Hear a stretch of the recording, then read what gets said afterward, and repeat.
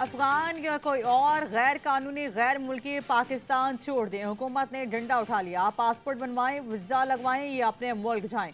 यकम नवंबर तक ना गए तो मुल्क बदर कर दिए जाएंगे। कारोबार और जायदादें जब्त की जाएंगी। वजीर आजम की ज़ेर सदारत एपेक्स कमेटी इजलास में अहम फैसले कर लिए गए। निगरान वजीर दाखिला सरफराज भुट्टी ने कहा, यकम से 5 नवंबर तक अफगानों के लिए ई तस्करा चलेगा। यकम के बाद कोई गैर मुल्की बगैर पासपोर्ट दाखिल नहीं होगा। इस साल 24 खुदकुश हमलों में से 14 को अफगान मुलविस निकले। बोले, पाकिस्तान आइन और कानून के मुताबिक चलेगा। बंदूक के जोर पर कोई एजेंडा मुसल्लत नहीं होने देंगे। नेशनल एक्शन प्लान की एपेक्स कमेटी इजलास में तय किया गया, ताकत का इस्तेमाल सिर्फ और सिर्फ रियासत का दायरा इख्तियार है। किसी भी शख्स या गिरोह को ताकत के इस्तेमाल की इजाजत नहीं। प्रोपेगेंडा, गलत मालूमात पर साइबर कवानीन के तहत एक्शन होगा। किसी को मजहब की मनपसंद तशरीह करने की इजाज़त नहीं। रियासत अक़लियतों के हुकूक और मजहबी आज़ादी को यकीनी बनाएगी। इजलास में आर्मी चीफ, मुतल्लिका दिफाई वज़रा, वज़राए आला समेत कानून नाफिज करने वाले इदारों के सरबराहान ने शिरकत की।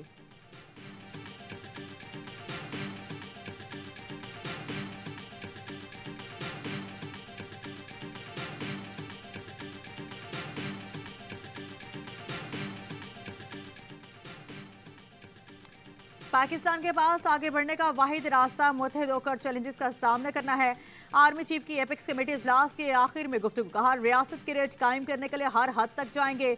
आर्मी चीफ ने अल्लामा इकबाल का शेर भी पढ़ा, ना समझोगे तो मिट जाओगे ए हिंदुस्तान वालों, तुम्हारी दास्तान तक भी ना होगी। दास्तान में एपेक्स कमेटी के इजलास से मुतालिक आर्मी चीफ ने पैगाम दिया। इजलास हर एतबार से तारीखी था। इजलास में सिक्योरिटी इदारों के सरबराहान एक छत तले मौजूद थे। ये पहली मरतबा था कि मुल्क के तमाम कानून नाफिज करने वाले इदारे इस मीटिंग का हिस्सा थे। ज़राए के मुताबिक इजलास के दौरान बड़ी क्लैरिटी और गैर मुबहिम अंदाज में बातचीत की गई।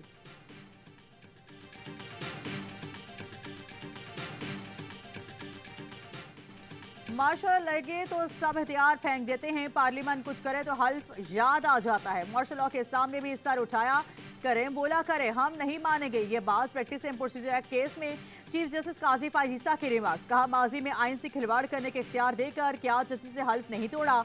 आप कहते हैं फर्द वाहिद का इख्तियार कम ना हो, फौजी आमिर हो या कोई और फर्द वाहिद का इख्तियार तबाही लाता है। लोगों के फायदे या नुकसान की बात के लिए चीफ जस्टिस का फायदा छोड़े। एक्ट में इख्तियार सीनियर जजेस के दरमियान तकसीम किया गया। प्रैक्टिस एंड प्रोसीजर एक्ट का असर चीफ जस्टिस और उनके 2 सीनियर जजेस पर होता है। कुरान पाक भी मुशावरत से फैसले करने का हुक्म देता है। अपने तौर पर साथियों से मुशावरत करके फैसले कर रहा हूँ। Supreme court practice and procedure act case की समाअत आइंदा पीर तक मुलतवी।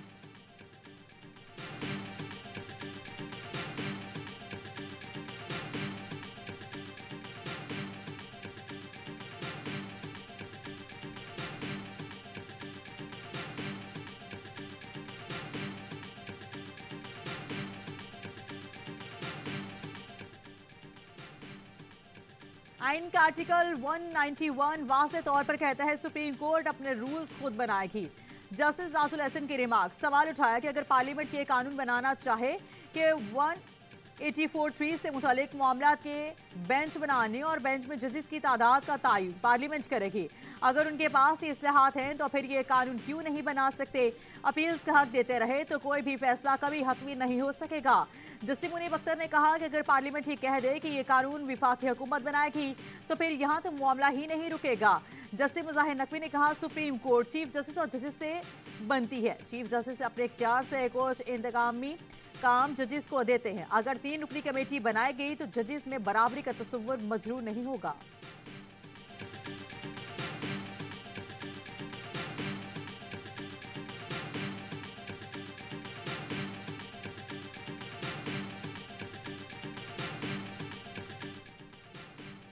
कानून का मकसद इंसाफ तक रसाई है तो फुल कोर्ट के खिलाफ अपील का हक क्यों नहीं हासिल होगा। क्या फुल कोर्ट के खिलाफ अपील का हक ना होना इंसाफ की रसाई के मुनाफी नहीं। जस्टिस आयशा मलिक की practice and procedure act case में रिमार्क्स, कहा, अपील का हक बरकरार रखने का मतलब यह है कि फुल कोर्ट या लार्जर बेंच का रास्ता ब्लॉक हो गया। जिस पर वकील हसन इरफान ने कहा, कानून साजों के जहन में शायद ये सवाल कभी आया ही नहीं था।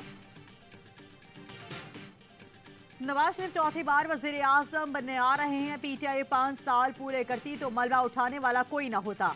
पीटीआई के वजूद से इनकार नहीं, कौम अपना फैसला सुनाएगी। लीगी रहनुमा ख्वाजा आसिफ कहते हैं 21 अक्टूबर को नवाज शरीफ जलसे से खिताब करेंगे, जिसके बाद तमाम शुकूक व शबहात खत्म हो जाएंगे। हल्का बंदियां मुकम्मल होने के बाद इंतखाबात जनवरी में होंगे।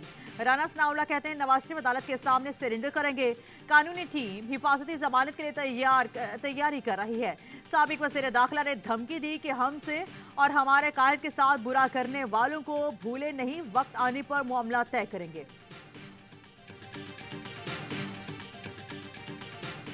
एक तरफ अकाउंटेबिलिटी की बातें उन्होंने शुरू की, पैर रखा शहबाज शरीफ साहब ने, पाकिस्तान में सॉफ्टवेयर अपग्रेड हुआ, ठक से चीजें हो गई, रिवर्स हो गया, सब यू टर्न हो गया, खड़े रहे ना।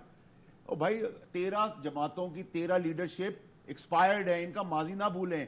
इनको अभी थोड़ी सी प्रोविजन मिली, इन्होंने फिर फौज पर अटैक कर दिया। मियां साहब का सॉफ्टवेयर अपडेट हो गया, पता नहीं कैसा मुजरिम है जो 21 अक्टूबर को आएगा और हेलीकॉप्टर से मीनार पाकिस्तान चला जाएगा। ये एक्सपायर्ड लीडर है, थोड़ा सा मौका मिलता है तो इदारों पर हमले शुरू कर देते हैं। नवाज शरीफ, फजल रहमान और 13 जमातों क्या बात करती रही हैं, क्या भूल गए? फैसल वाडा कहते हैं पाकिस्तान में जमहूरियत का मतलब ये ही 2 खानदान है। जिस बयानिए पर ये लोग वोट मांगते हैं वही आवाम को नहीं देते। क्या पाकिस्तान के पास इन 13 जमातों के अलावा कोई और पार्टी ने जमहूरी मुल्क में अच्छे लोगों को लेकर आई?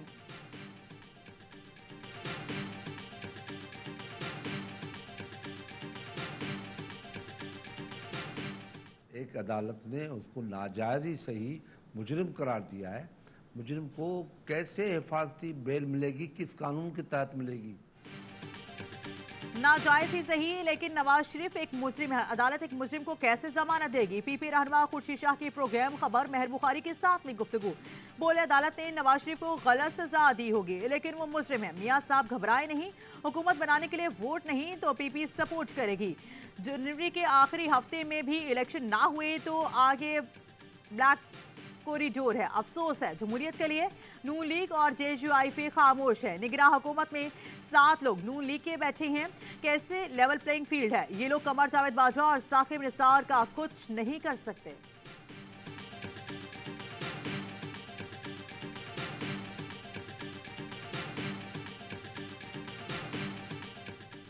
पेशावर हाई कोर्ट ने PTI पेशावर के साबिक सदर इरफान सलीम को कमरा अदालत से ही रिहा कर दिया।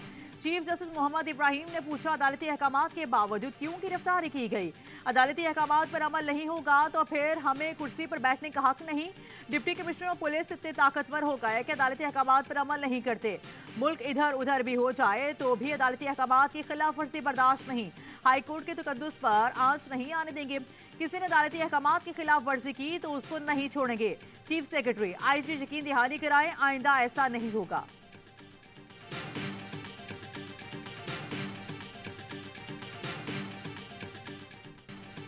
चेयरमैन PTI के खिलाफ साइबर केस की समाअत अडियाला जेल में ही होगी। वजारत कानून ने समाअत जेल में करने का NOC जारी कर दिया। खुसूसी अदालत के जज ने वज़ीर खारजा ट्रायल के मकाम से आगाह करने का कहा था। 190 मिलियन पाउंड मुंतकली स्कैंडल और तोशाखाना केसेस में चेयरमैन PTI ने पूरी जमानतें खारिज करने का एहतसाब। अदालत का फैसला इस्लामाबाद हाई कोर्ट में चैलेंज कर दिया।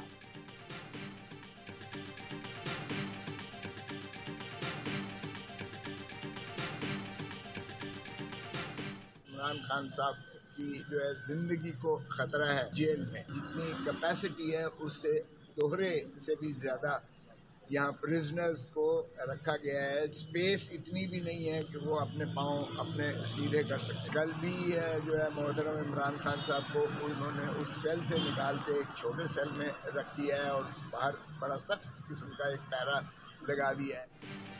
चेयरमैन PTI से अडियाला जेल में अहल खाना की मुलाकात। बहन अलीमा खान, उस्मा खान और अहलिया बुशरा बीबी शामिल। सरदार लतीफ खोसा कहते हैं अडियाला जेल में गुंजाइश से ज्यादा कैदियों को रखा हुआ है। चेयरमैन PTI के पास इतनी भी जगह नहीं कि वो अपने पाँव सीधे कर सके। बुशरा बीबी की दरख्वास्त पर समाअत हुई। चीफ जस्टिस को बताया और चेयरमैन PTI की जिंदगी को खतरात लाहक हैं। चीफ जस्टिस ने एतराजात दूर करते हुए जुमेरात को समाअत मुकर्रर करने का कहा।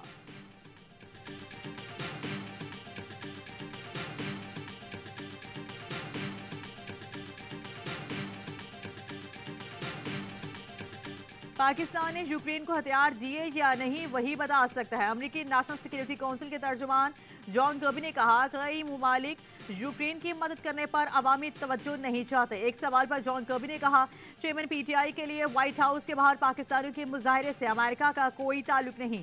चेयरमैन पीटीआई का मामला पाकिस्तान का दाखिली मामला है। अमेरिका ने खालिस्तान तहरीक को इजहार राय की आज़ादी का मामला करार दे दिया। महकमा खारजा के नायब तर्जुमान वीरान पटेल ने कहा कि हम खालिस्तान की गैर सरकारी रेफरेंडम पर तबसरा नहीं करेंगे। वजीर आजम ट्रूडो के भारत पर इल्जामात पर गहरी तशवीश भी है। अमेरिका ने भारतीय हुकूमत पर तहकीकात में ताउन पर जोर दिया।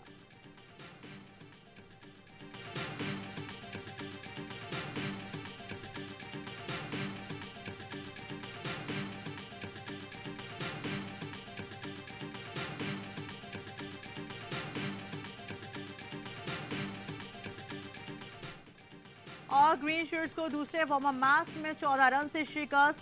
352 रन हदफ के ताकुब में पूरी टीम 48 ओवर में 337 रन बनाकर आउट हो गई। बाबर आजम 90 रन पर रिटायर। इफ्तिखार अहमद की 83 रन, मोहम्मद नवाज की 50, मोहम्मद जबान, इमामुल हक और अब्दुल्ला शफीक बड़ा स्कोर न कर सके। आगा सलमान और शादाब खान भी नाकाम। ऑस्ट्रेलिया ने पहले खेलते हुए 351 रन बनाए।